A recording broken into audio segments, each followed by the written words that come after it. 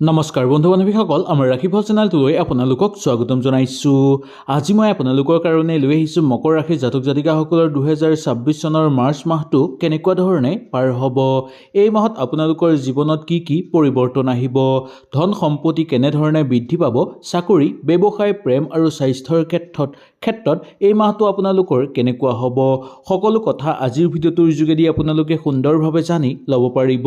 ভিডিঅ'টো শেষলৈকে চাবলৈ একেবাৰে নাপাহৰিব, কাৰণ শেষত এটা জ্যোতিষ উপায়ৰ বিষয়ে মই আপোনালোকক জনাম, যিটো উপায় আপোনালোকে কৰিলে ভাগ্য উজ্বলি পৰিব আপোনালোকৰ। আহক তেনেহ'লে আমি বেছি দেৰি নকৰি সুন্দৰভাৱে জানি লওঁ। যদি ভিডিঅ'টো ভাল লাগে লাইক এটা কৰি আমাৰ মনোবল বঢ়াব আৰু আপোনালোকৰ বন্ধুবৰ্গৰ লগত শ্বেয়াৰ কৰি তেওঁলোককো উপকৃত কৰিব। মকৰ ৰাশিৰ জাতক জাতিকাসকলৰ বাবে এই মাৰ্চ মাহটো যথেষ্ট গুৰুত্বপূৰ্ণ মাহ বুলি মনা গৈছে, কাৰণ এই সময়ত আপুনি জীৱনৰ বহুদিনীয়া কিছুমান কাম কৰি সম্পূৰ্ণ কৰিব পাৰিব আৰু জীৱনত বহুদিন ৰৈ থকা কাম আপোনালোকৰ এই সময়ত লাহে লাহে সমাপ্ত হ'বলৈ ধৰিব। কিছুমান নতুন সুযোগ আপোনালোকৰ ওচৰলৈ আহিব। যদি আপুনি এই সুযোগ সঠিকভাৱে ব্যৱহাৰ কৰিব পাৰে তেনেহ'লে আপোনালোকৰ সফলতাৰ দুৱাৰ মুকল খাই পৰিব। এই সময়খিনি আপোনালোকে অলপ ধৈৰ্য ধৰি আগভাগ লোৱাটো দৰকাৰ, কাৰণ অধৈৰ্য হৈ কিছুমান কাম কৰিলে সেই কামৰ পৰা আপোনালোকে বিফলতাৰ সন্মুখীনো হ'বলগীয়া হ'ব পাৰে। সেই গতিকে অকণমান সময় আপোনালোকে ধৈৰ্য ধৰি কামত গুৰুত্ব দিবলৈ চেষ্টা কৰিব। মকৰ ৰাশিৰ জাতক জাতিকাসকলৰ চাকৰি আৰু কৰ্মজীৱনত কেনেকুৱা হ'ব আজিৰ ভিডিঅ'টোৰ যোগেদি আমি জানি লোৱাটো উচিত। চাকৰি কৰা লোকসকলৰ কাৰণে মকৰ ৰাশিৰ জাতক জাতিকাসকলৰ যথেষ্ট ভাল বুলি ক'ব পৰা যায়। আপুনি পৰিশ্ৰমৰ উচিত ফল লাভ কৰিব পাৰিব আৰু দক্ষতা বৃদ্ধি পাবলৈ ধৰিব। বিষয়ববীয়াৰ পৰা আপোনালোকে সু পৰামৰ্শ আৰু মৰ্যাদা লাভ কৰিব পৰাৰ যোগ দেখিবলৈ পোৱা যায়। নতুন দায়িত্ব লাভ হ'ব, পদোন্নতি লাভৰ প্ৰবল সম্ভাৱনা আপোনালোকৰ দেখিবলৈ পোৱা যাব। কিন্তু এটা কথা আপোনালোকে মনত ৰাখিব লাগিব, কিছুমান সহকৰ্মীৰ পৰা আপোনালোকে ভাল ইংগিত লাভ কৰিব, যদিও কিছুমান সহকৰ্মীৰ পৰা বেয়া ইংগিত লাভ কৰিব। কোনোবাই আপোনালোকক ক্ষতি কৰিবলৈ চেষ্টা কৰিব পাৰে, সেইকাৰণে সহকৰ্মীৰ পৰা অলপ বাচি থাকিবলৈ আপোনালোকে চেষ্টা কৰাটোৱেই মংগলময়। নিজৰ কৰ্মত আপোনালোকে মনোযোগ দিব লাগিব। অপ্ৰয়োজনীয় তৰ্ক বিতৰ্কৰ পৰা যিমান পাৰে আঁতৰি চলিবলৈ আপোনালোকে চেষ্টা কৰিব।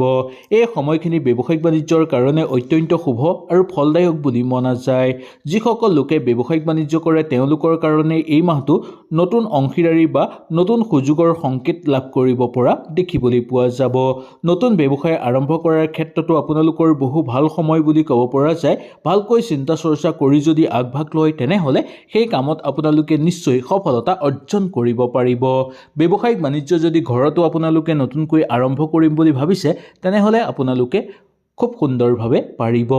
কাৰ্যকৰী পৰিকল্পনা সুচাৰুভাৱে আপোনালোকৰ সিদ্ধি হৈ পৰিব। অৰ্থ আৰু আৰ্থিক অৱস্থা আৰু ধনৰ ক্ষেত্ৰত কেনেকুৱা হ'ব আমি জানি লওঁ আহক। মাৰ্চ মাহটোত মকৰ ৰাশিৰ জাতক জাতিকাসকলৰ ক্ষেত্ৰত ধনৰ ক্ষেত্ৰত লাহে লাহে উন্নতি দেখিবলৈ পোৱা যাব। আগতে কৰা পৰিশ্ৰমৰ উচিত ফল আপোনালোকে লাভ কৰিব পাৰিব আৰু আয় মাত্ৰা বৃদ্ধি পাবলৈ ধৰাও দেখিবলৈ পোৱা যাব। কিন্তু এই সময়ত খৰচ নিয়ন্ত্ৰণ কৰি ৰাখিবলৈ চেষ্টা কৰিব লাগিব। অপ্ৰয়োজনীয় খৰচ কৰিলে ধনৰ সমস্যাই দেখা দিব পাৰে মাহৰ শেষৰ ফাললৈ। এই মাহত সঞ্চয়ৰ ওপৰত বিশেষকৈ গুৰুত্ব দিবলৈ চেষ্টা কৰিব আৰু ভৱিষ্যতৰ কাৰণে যদি কিবা ক্ষেত্ৰত আপোনালোকে বিনিয়োগ কৰিবলৈ ইচ্ছুক তেনেহ'লে বিনিয়োগ কৰিবলৈ চেষ্টা কৰাটো মংগলময়। কিছুমান মকৰ ৰাশিৰ জাতক জাতিকাসকলৰ বাবে সম্পত্তি বা জমা বৃদ্ধি পাবলৈ ধৰা দেখিবলৈ পোৱা যাব। কিন্তু বহু সংখ্যক লোকৰ দেখিবলৈ পোৱা যাব যে অমান্তিক খৰচ বৃদ্ধি পাব বা অপ্ৰয়োজনীয় খৰচ আপোনালোকৰ বৃদ্ধি পাবলৈ ধৰিব। সেইবোৰ কম কৰিবলৈ চেষ্টা কৰাটো আপোনালোকৰ পক্ষে উচিত বুলি ক'ব পৰা যায়। প্ৰেম আৰু দাম্পত্য জীৱনৰ কথা ক'বলৈ হ'লে মকৰ ৰাশিৰ জাতক জাতিকাসকলৰ এই মাৰ্চ মাহটো প্ৰেম আৰু দাম্পত্য জীৱনৰ কাৰণে মোটামুটি ভালেই পাৰ হ'ব। বিবাহিত লোকসকলৰ কাৰণে বুজাবুজি থাকিব বা মধ্যমভাৱে আপোনালোকৰ পাৰ হ'ব। পৰিয়ালৰ লগত সুসম্পৰ্ক আপোনালোকৰ গঢ় লৈ উঠিবলৈ ধৰিব আৰু সুযোগ আপোনালোকে লাভ কৰিব পাৰিব। কিছুমান ক্ষেত্ৰত সৰু সৰু কথাতে ভুল বুজাবুজি হ'ব পাৰে, যদিও সেই সকলোবোৰ লাহে লাহে সমাপ্ত হৈ পৰিবলৈ ধৰিব আৰু ঘৰৰ পৰিৱেশ লাহে লাহে পবিত্ৰ হৈ পৰিবলৈ ধৰা দেখিবলৈ পোৱা যাব। অবিবাহিত লোকসকলৰ কাৰণে নতুন প্ৰেমৰ সম্ভাৱনা দেখিবলৈ পোৱা যাব পাৰে। ইয়াৰ উপৰিও ঘৰত কাৰোবাৰ বিবাহৰ প্ৰস্তাৱ আহিব পাৰে বা কাৰোবাৰ যদি বিবাহৰ প্ৰস্তাৱ আপোনালোকে প্ৰেৰণ কৰিম বুলি ভাবিছে তেনেহ'লে এই মাহটো আপোনালোকৰ কাৰণে অত্যন্ত অনুকূল বুলি ক'ব পৰা যায়। প্ৰেম বিবাহৰ যোগো কিছু ক্ষেত্ৰত দেখিবলৈ পোৱা যায় যদিও ইমান আপোনালোকে একেবাৰে নিশ্চিত নহ'ব। শিক্ষা আৰু ছাত্ৰৰ জীৱনৰ কথা ক'বলৈ হ'লে এই মাৰ্চ মাহটো মকৰ ৰাশিৰ জাতক জাতিকাসকলৰ কাৰণে যথেষ্ট গুৰুত্বপূৰ্ণ হ'ব। এই সময়ত আপোনালোকে মনোযোগ দিব লাগিব, একাগ্ৰতা বৃদ্ধি কৰিবলৈ চেষ্টা কৰিব লাগিব। অলপ অধ্যয়ন ভাল কৰিবলৈ চেষ্টা কৰিলে আপোনালোকে সুপৰামৰ্শ দেখুৱাব পাৰিব আৰু লগতে সুফল অৰ্জন কৰিব পাৰিব। এই সময়ত আপোনালোকে কোনো নতুন লোকৰ পৰা কিবা এটা শিকিবলৈ চেষ্টা কৰিব পাৰে। নতুনকৈ কিবা শিকিলে আপোনালোকৰ দক্ষতা বৃদ্ধি পাবলৈ ধৰাও দেখিবলৈ পোৱা যায়। এওঁলোকৰ বাবে এই সময়খিনি খুবেই ভাল বুলি ক'ব পৰা যায়। প্ৰতিযোগিতামূলক পৰীক্ষাৰ কাৰণে যদি আপোনালোকে সাজু হৈ আছে তেনেহ'লে এই মাহটোত আপোনালোকে আগভাগ ল'ব পাৰে। নিবনুৱাসকলৰ কাৰণেও আশাৰ ৰেঙনি হৈ আহিব পাৰে বা নিবনুৱাসকলৰ কাৰণে কৰ্মৰ আশা আপোনালোকে লাভ কৰিবলৈ সক্ষম হ'ব। মাথো আপোনালোকে ধৈৰ্য ধৰি থাকিব, কাৰণ কোন সময়ত আপোনালোকৰ হাতলৈ সুযোগ আহি যাব আপুনি নিজেই গম নাপাব। আপোনালোকৰ হাতৰ পৰা যাতে সেই সুযোগ হেৰাই নাযায় তাৰ প্ৰতি অকণমান আপোনালোকে লক্ষ্য ৰখাটো ভাল। স্বাস্থ্যৰ কথা ক'বলৈ হ'লে স্বাস্থ্যৰ ক্ষেত্ৰত এই মাহটো ডাঙৰ সমস্যাই দেখা নিদিব, কিন্তু মকৰ ৰাশিৰ জাতক জাতিকাসকলে সৰু সুৰা ক্ষেত্ৰত স্বাস্থ্যৰ প্ৰতি অকণমান লক্ষ্য ৰাখিবলৈ চেষ্টা কৰিব। বিশেষকৈ খোৱা বোৱাৰ ক্ষেত্ৰত আপোনালোকে অকণমান মনোযোগ দিব।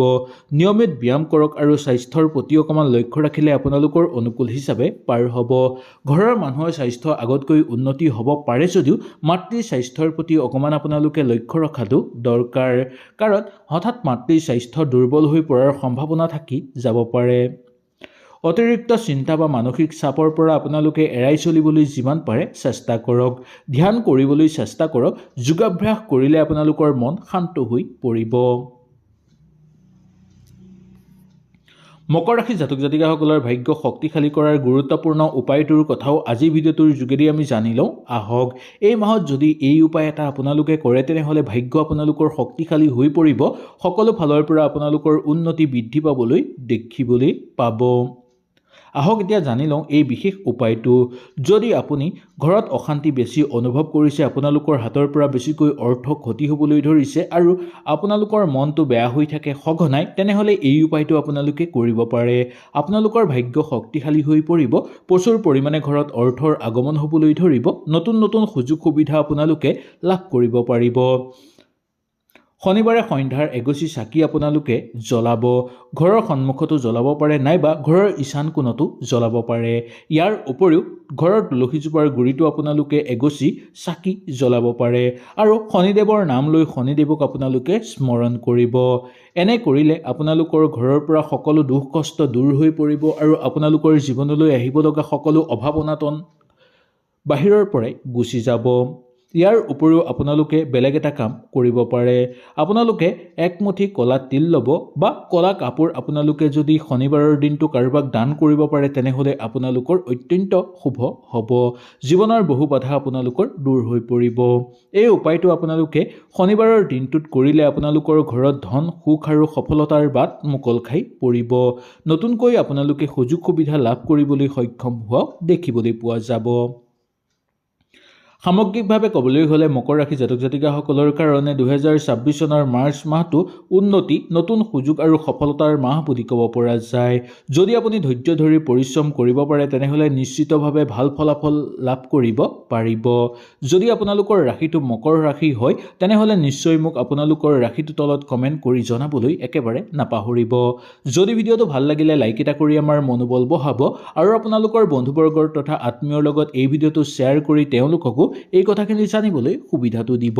তেনেহ'লে আজিলৈ আপোনালোকৰ ওচৰৰ পৰা বিদায় লৈছোঁ। কালিলৈ পুনৰ আপোনালোকক লগ পোৱাৰ প্ৰতিশ্ৰুতিৰে আজিলৈ নমস্কাৰ।